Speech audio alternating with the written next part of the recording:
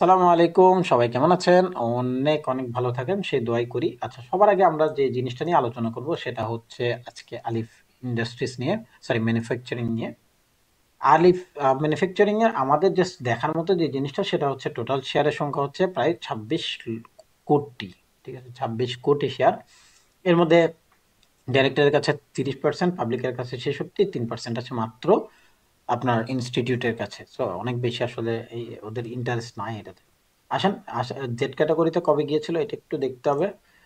আমাদের Z category নিউজে গেলে আমরা জেড ক্যাটাগরি পাবো লাস্ট মানডে। ঠিক আছে, তো এটা লাস্ট মানডেতে আপনার জেড ক্যাটাগরিতে গিয়েছে। আচ্ছা, এখন ফ্যাক্টর হচ্ছে আমরা ফান্ডামেন্টালের দিকে একটু তাকাবো, দেখি কি ধরনের আসলে ওদের অ্যাক্টিভিটি কি।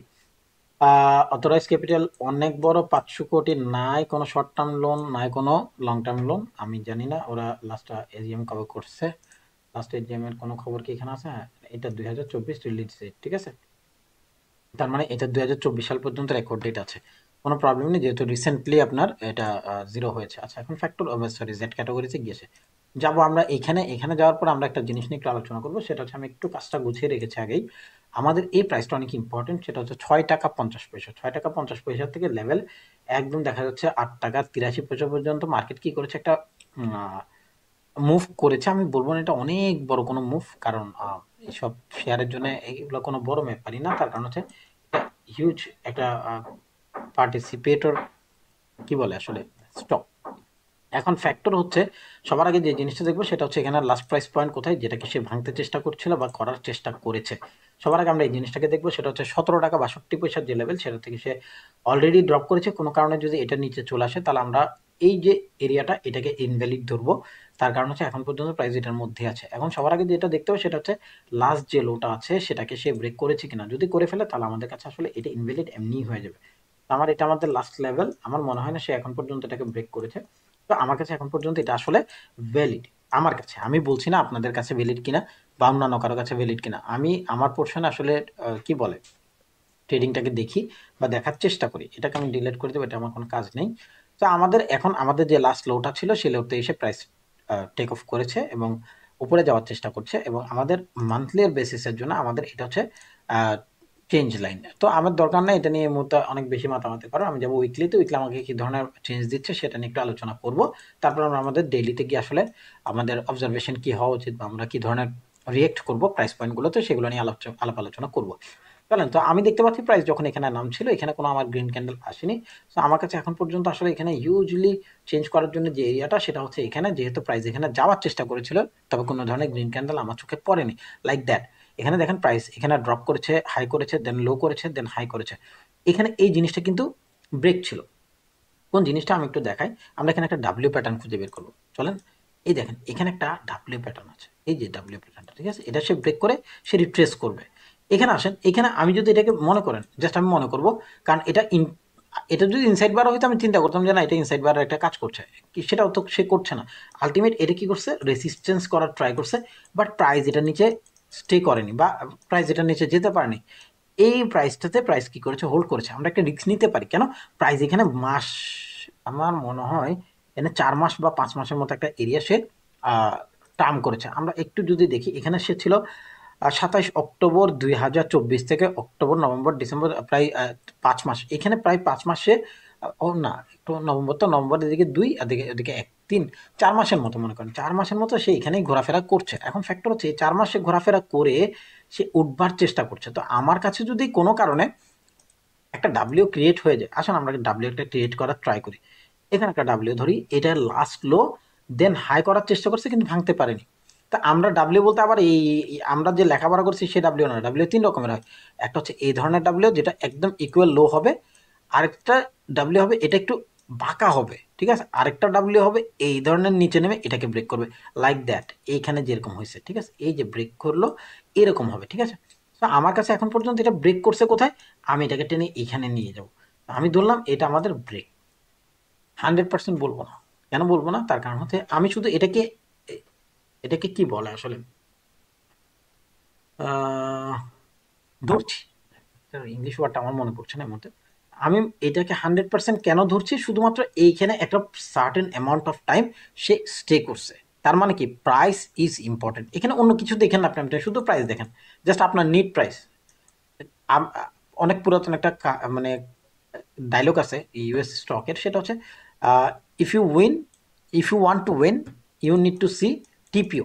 সো এই টিপিও কি সেটা নিয়ে আমরা কোনো একদিন আলোচনা করবো, খুব সুন্দর, আপনারা যদি সার্চ করে দেখতে পারেন দেখতে পারেন। তো এইখানে এটা ব্রেক করছে, আমি জাস্ট ধরলাম এটা ব্রেক করে ফেলছে, মনে করলাম যে ব্রেক করে ফেলছে। তো আমার কাজটা কি, আমার কাজ হচ্ছে টাইনা এটার উপর পর্যন্ত নিয়ে যাওয়া, ভাই দেখা যে 50 আর 60 এর ওয়ানের লেভেলে যাচ্ছে কিনা, এবং এটাকে আমরা একটা সামেশনে নেব। সামেশনটা কি, সামেশনটা হচ্ছে আমি ধরলাম এইটা প্রাইস এবার ব্রেক করছে, তো ব্রেক যেখান থেকে করছে আমি দেখতে পাচ্ছি এটা একদম সলিড লাইন বাই করছে।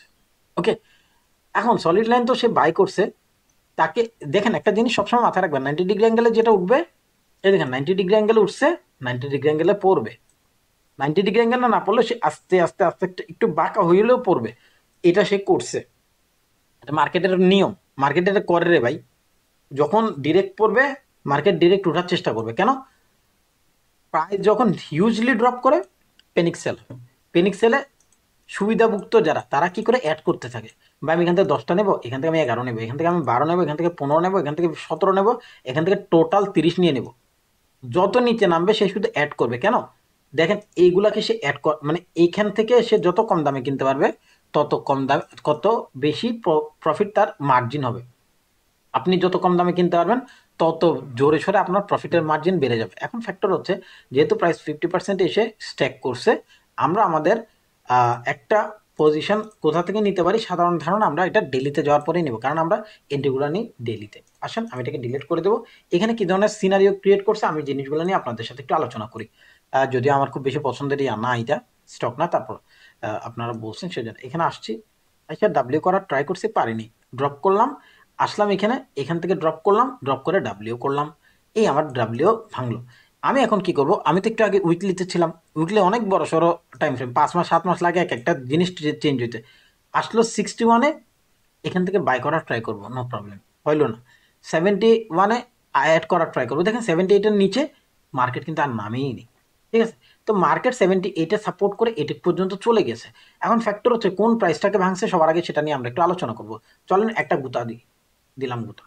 এই দেখেন প্রাইস এখানে যখন আসলে এখান থেকে প্রাইস ড্রপ করার ট্রাই করছে, বাট প্রিভিয়াস যে লো আছে সেটাকে সে ব্রেক করেনি, ব্রেক করছে কাকে, এইটাকে। আচ্ছা এটাকে যখন ব্রেক করলো আমি আবার একটা পিভট আনবো, ভালো লাগে আমার পিভট আনতে, আপনাদের ভালো না লাগলো কোনো সমস্যা নেই। দেখেন ভাই, আমি না, মার্কেট আপনার সাথে কথা বলবে যদি মার্কেটের সাথে কথা বলতে জানেন। ঠিক আছে, এই দেখেন এটা আমাদের লাস্ট লো, যেখান থেকে প্রাইস এটাকে কি করছে, ব্রেক করছে। আমি এখানে যদি ট্রাই না দিই, দেখেন 61-এ আসছে, মার্কেট উঠার ট্রাই করছে। জাস্ট একটা ধারণার কথা বলি, ধরেন আপনি জাস্ট কথার কথা, এখান থেকে আপনি নিলেন 60 টাকা 50 পয়সা।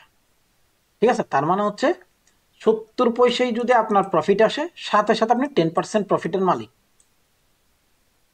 70 পয়সা, আসেন আমার এটা ছিল কত, 60 টাকা 50 পয়সা, তার মানে 8 টাকা 50 পয়সায় যদি সে যায়, আপনি মোটামুটি 10 to 15%-এর মালিক অলরেডি হয়ে যাবে।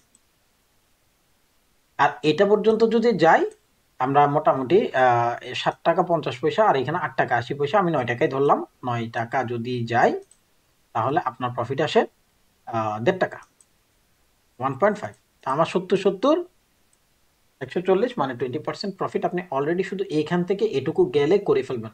অর্থাৎ আপনি যদি 100 টাকা শেয়ার কিনেন 7 টাকা করে, অ্যারাউন্ড কয়টা আসবে, ভাঙ্গাচুরা সব মিলায় আমি 10 টাকা করে ধরি, 10টা শেয়ার আসবে, আপনি মোটামুটি 10টা শেয়ারে আপনি 120 টাকা পাবেন।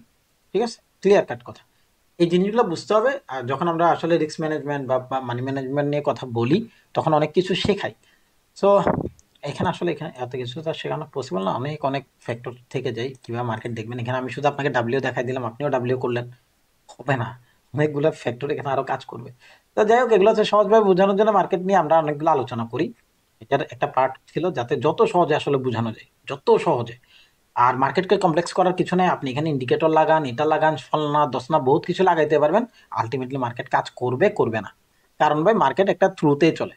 ঠিক আছে, আর থ্রু কে, সেটা হচ্ছে টাকা, মানি, মানি ফ্লোতে না হতে আসলে ভাই কোনো কিছু চলবে না। এটা আপনি ইন্ডিকেটর লাগান আর যাই লাগান, ঠিক আছে, আপনাকে সবার আগে মানি ফ্লোতে আসতে হবে মার্কেটে। মার্কেটে যদি মানি ফ্লোই না থাকে, আলটিমেট যতই নাচেন যতই নাচুক, আলটিমেট কাজ করবে না। মুখ ভাই কোনো ভাইয়ের কাজ হবে না, করবেও না। তো থ্যাংক ইউ, ভালো থাকেন সবাই, সাথে থাকেন।